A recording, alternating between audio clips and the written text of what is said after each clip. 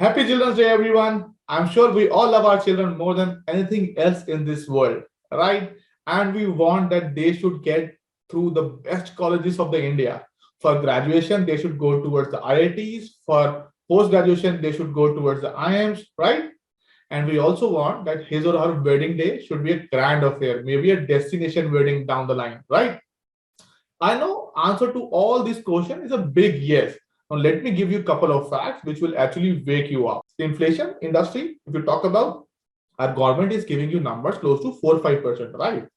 Now I'm sure that you also agree that these are not the right numbers for if you talk about specifically for education industry and the wedding industry. Now let me give you a couple of facts of the present situation. IIT at this point of time is costing you close to 10 lakh rupees for the entire course. IIMs for the entire course 23 lakh rupees. Wedding industry, an average decent size wedding in a North India at this point of time you would cost you somewhere close to 25 lakh rupees, right? So approximately 60 lakh rupees to be precise for one child, right? If you have like one, two, three child, multiply it by the number of child you have. So I'm sure 60 lakh rupees is also not a very comfortable figure for almost 60-70% of viewers who are watching this video until or unless you belong to that super HNI category, right? So one thing for sure that 60 lakh rupees is something that we need to plan about, right? Now let me give you a couple of facts. IIM Lucknow has this year has given a request to raise its fees by 35%. IIT has been raising its fee. Sometimes I think I will be sharing you an article. You can look here.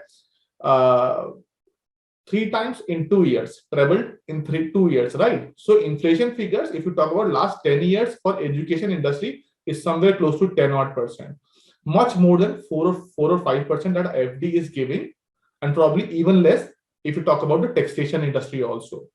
What we are actually doing at this point of time is that probably we have invested in some LICs, traditional instrument, which at best would be giving you 6-7%.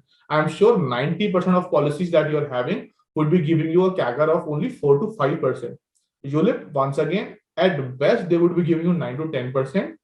Mutual fund, index funds will be giving you a close to 13-15% of returns if you talk about 10-year period, right?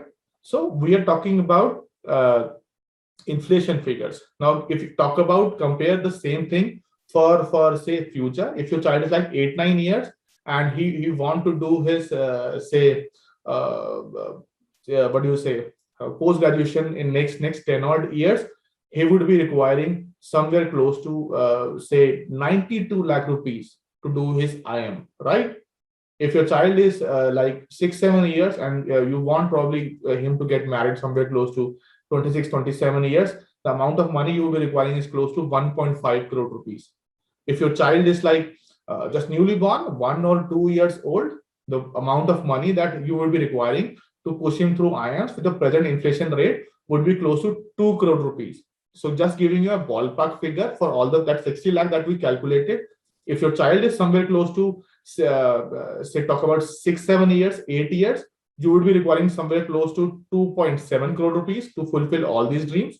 If your child is somewhere close to say 4 odd years, right, you would be requiring 4 crores. If your child is actually a newborn, 0-1-2 years, to make his dream fulfilled for IITs, IIMs, and a proper wedding, a decent wedding, I'm not talking about the great weddings, a decent wedding, you would be requiring close to 6 odd crore rupees, right? I am sure we have made a provision for this 4 or 5 crores for our children, right? Now I'm sure most of you would be thinking, where have we gone wrong? And most of you agree that these are not a very small number, right? These are big numbers that we are talking about. And you know what? 90% of you watching this video would still sit on couch, do Netflix, and do nothing. Why? Either our love for our children is fake, or we have started thinking that this number is beyond our reach and we need to invest a big amount right now, and we don't have that much amount, right? So let me give you a little bit of comfort that it is okay that the numbers are looking pretty big.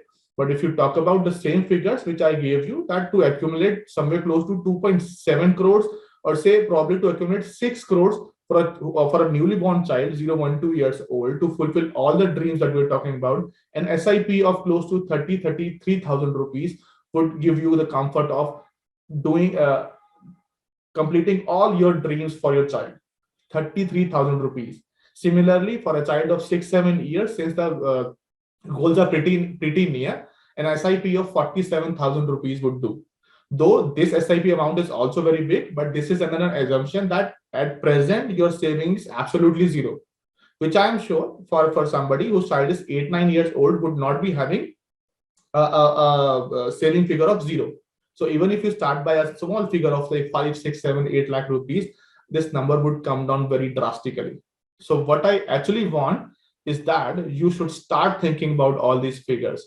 Act fast, guys, and feel free to connect for a detailed discussion on this if you need any kind of help. And guess what? The scary part is we have not even discussed about our retirement plan. How do you plan for that? And forget about the world tours you have been thinking for last 3 4 years that we will be going to Europe, every country down in Australia, New Zealand, maybe Russia, South Africa. So we are not talking about detailed plan for that. We are only talking about the creature which we love the most in the world, our own children, right? So happy Children's Day. Make sure it is a special one for them. All right. Bye bye. Thank you.